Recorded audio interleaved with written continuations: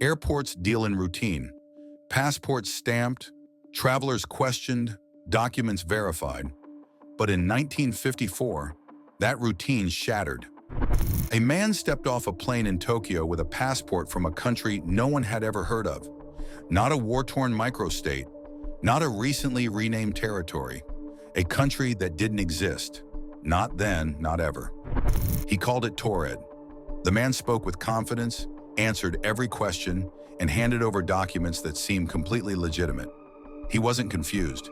He wasn't lying. He was convinced his homeland was real. But the customs officers weren't buying it. And the deeper they dug, the stranger things got. What began as a standard check spiraled into something no one could explain. And then, just as quickly as he appeared, the man vanished. For decades, the story was passed around like a ghost tale. Too strange to be true until new details surfaced. And suddenly, it wasn't a mystery anymore. It became a warning. Because if the man from Taured was real, then where he came from could change everything. Tokyo's Haneda Airport had seen its share of international travelers, but in the heat of July 1954, one arrival would turn a routine customs check into a mystery that still confounds investigators. A sharply dressed man stepped off a flight, blending in with the stream of passengers, briefcase in hand, and the look of someone who'd crossed borders 100 times before. He spoke fluent French and Japanese with a distinctly European tone, and carried documents that looked completely in order. But when he handed over his passport, everything changed. His country of origin was listed as Taured, not a misspelling, not a mistranslation, Taured. None of the customs officers had heard of it, and global maps had no trace of such a place. But the passport was flawless. Stamps appeared authentic. Watermarks checked out. Even his supporting documents, a driver's license, corporate paperwork, and checkbook, all pointed back to the same non-existent nation. And while the officials grew uneasy, the man remained composed, even frustrated, that his identity was being questioned. To him, Taured was a nation with 1,000 years of history.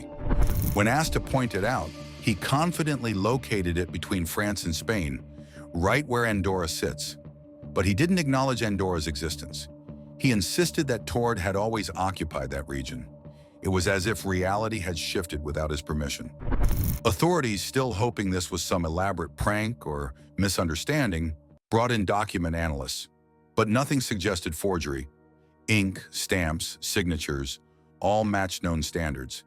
Even the Japanese company he said he worked with existed, though no one there had ever heard of him.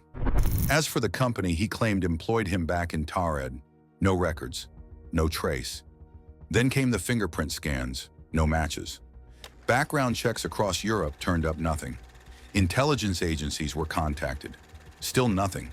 Yet he described past business trips, detailed transactions, and meetings with such clarity that no one could accuse him of making it up.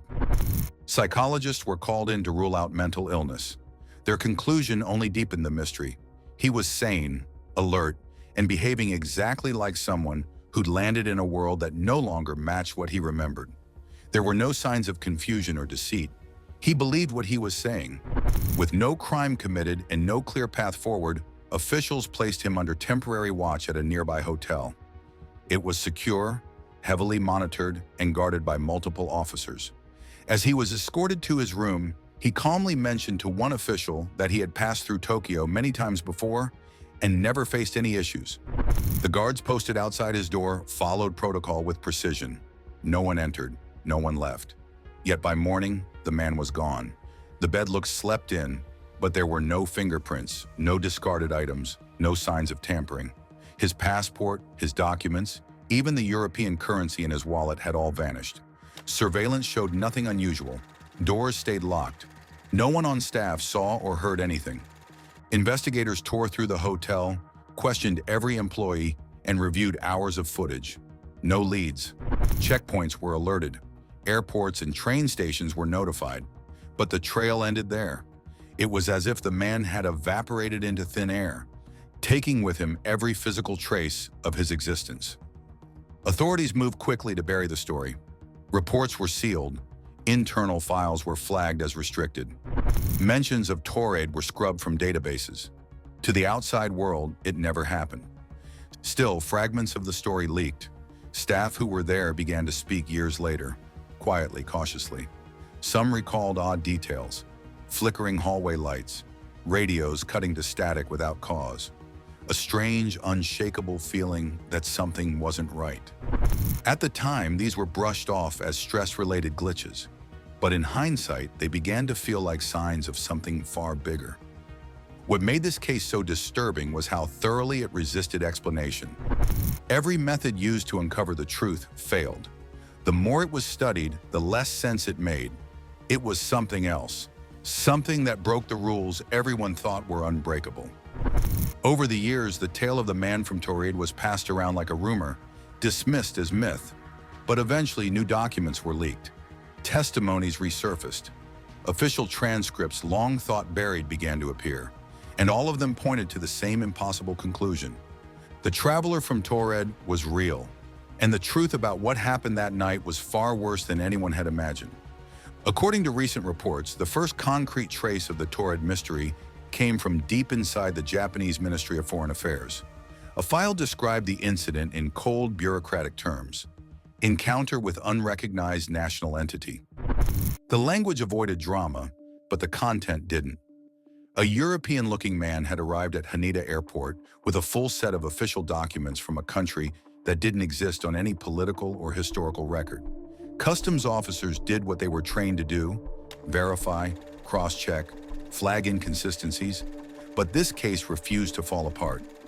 Every credential looked flawless, yet the place he came from, Taured, was nowhere to be found. Years later, more files surfaced, some through leaks, others through quiet back channels. They revealed that shortly after the man disappeared, scientists from various universities had been approached for a discrete analysis of the incident. Those involved weren't told much, but they were given enough to draw conclusions. One summary was particularly chilling. It suggested the possibility of a localized dimensional instability, a momentary rift between two versions of reality. The idea was backed by anomalies in energy readings, precise timing, and the impossibility of the documents left behind. According to the physicists who reviewed it, the traveler hadn't faked his identity. He had slipped through from a place that simply didn't exist in this version of the world, and it didn't seem random. Intelligence logs captured odd electromagnetic patterns near the airport at the time of the man's detention. The frequencies didn't match anything known, military, civilian, or atmospheric. Some researchers believe those anomalies might not have been a side effect, but a trigger, that the breach, if that's what it was, had been forming before the man even arrived. That he wasn't just caught in the middle, he was part of whatever had pushed reality out of balance. After that, the story was buried. Government records were sealed. Involved personnel were quietly reassigned. No press ever touched it, not because it lacked intrigue, but because it never made it to public channels. Officials feared what exposure might do. They didn't have answers, and that was more dangerous than the questions, so they shut it down. But the man from Taured had already left behind a question that refused to disappear. He was a threat to the idea that reality is stable. His existence and disappearance pointed to a flaw in the system, proof that the framework everyone relies on can tear open without warning. Some of the scientists involved didn't let the case go. Away from headlines and government oversight, they developed a theory that the event had left behind microfractures in space-time, small, undetectable shifts that suggested the wall between worlds hadn't fully sealed. If it had happened once, they warned, it could happen again. And next time, the breach might not be limited to one man.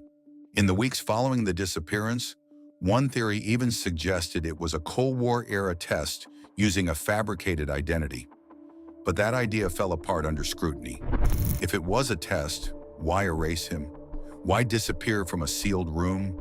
Why leave no trace?